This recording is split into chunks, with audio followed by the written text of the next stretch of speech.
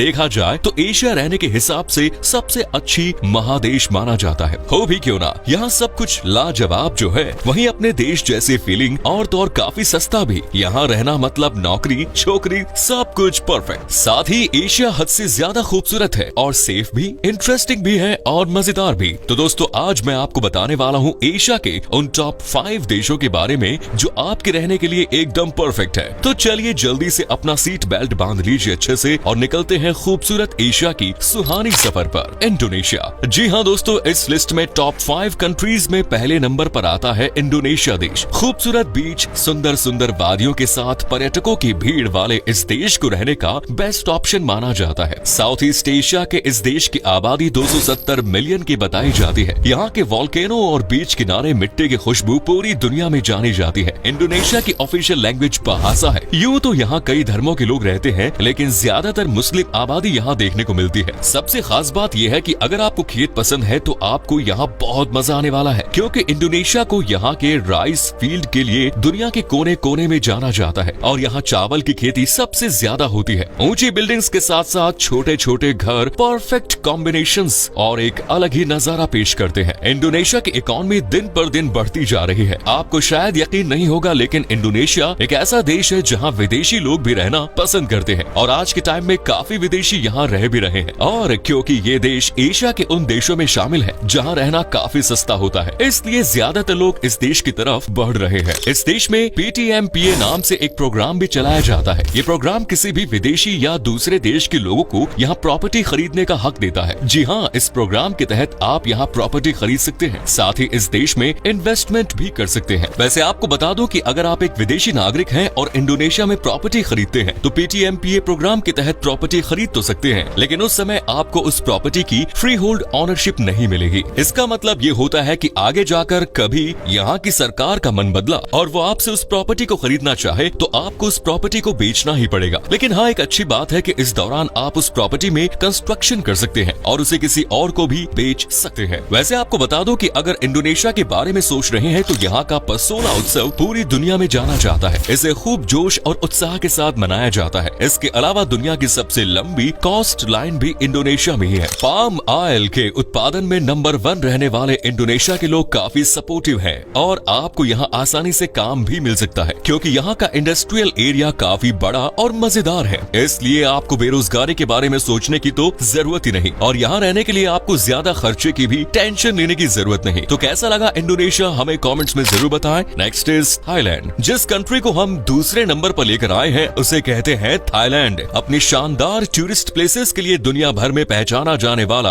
ये देश इतना ज्यादा खूबसूरत है कि यहाँ की तस्वीर तो आपको दीवाना बना देगी। ऊंचे ऊंचे पहाड़, घने जंगल, खुले मैदान, नीले आसमान के नीचे नीला नीला पानी और उस पानी में पड़ती सूरज की पहली किरण। आय हाय। सफेद हाथियों के नाम से मशहूर इस देश में जगह जगह हरियाली सिर्फ टूरिस्ट को अपनी तरफ अट्रैक्ट ही नहीं करती, बल्कि उन टूरिस्ट्स को यहाँ रहने को मजबूर तक करती है। इसीलिए कई टूरिस्ट्स को तो वैकेशन आज तक खत्म ही नहीं हुआ। भाई अगर आप भी इस देश में जाएंगे ना तो यहाँ की खूबसूरती, रहन सहन, खान पान, लोग, सब कुछ आपको अपना बना लेगा। वैसे अगर आप भी यहाँ रहने की सोच रहे हैं तो मैं आपको बता दूं कि कोई विदेशी नागरिक यहाँ सीधे जमीन नहीं खरीद सकता है। यहाँ की सरकार ये अलाउ नहीं करती। लेकिन हाँ, इसकी जगह आप वो जमीन थाईलैंड में रहने वाले किसी व्यक्ति के नाम जरूर खरीद सकते हैं, लेकिन वो आपका भरोसेमंद साथी होना चाहिए। वैसे शायद आपको नहीं पता, लेकिन थाईलैंड की जितनी भी कंपनीज है उनमें से ज्यादातर कंपनीज थाईलैंड के नागरिकों के नाम होती है। इसका कारण ये है कि यहाँ जमीन किसी और के नाम नहीं ली जा सकती। इसलिए आज जितनी भी कंपनीज थाईलैंड में मौजूद हैं, उनमें से ज्यादातर में थाईलैंड के किसी न किसी नागरिक की हिस्सेदारी है। अब ये सुनकर आपको थोड़ा झटका लगा होगा कि किसी और के नाम पर जमीन कैसे, तो आपको चिंता करने की कोई जरूरत नहीं, क्योंकि हम जो हैं आपके साथ। बस वीडियो को लाइक करने में कंजूसी मत कीजिए, जानकारी के मामले में टेंशन मुझ पे छोड़ दीजिए। तो देखिए, अगर आप थाईलैंड में जमीन खरीदना चाहते हैं तो इसका उपाय बहुत आसान है। यहाँ आपको किराए पर जमीन बहुत आसानी से मिल जाती है, इसीलिए आप यहाँ लीज पर जमीन लेकर रह सकते हैं। यहाँ घर काफी किफायती दामों में मिलती है, आपको बहुत सारा पैसा खर्च नहीं करना है। इसके अलावा ये देश रहने के लिए काफी सस्ता है, इसलिए हर साल हजारों की संख्या में टूरिस्ट यहाँ घूमने के लिए आते हैं। यहाँ के खान पान, रहन सहन आपकी जेब पर ज्यादा असर नहीं डालेगी और आप आसानी से इस देश में सेटल भी हो सकते हैं, क्योंकि यहाँ काफी बड़ी बड़ी कंपनीज हैं जो टेक्नोलॉजी की दुनिया में आगे हैं। तो नौकरी और पैसों की टेंशन लेने की तो जरूरत ही नहीं। ऊपर से यहाँ के नाइट लाइफ आपके पूरे दिन की थकान मिटा देगी। तो चलिए अब अगले देश की ओर रुख करते हैं। Next is Vietnam. दोस्तों हमारी आज की लिस्ट में जिस देश को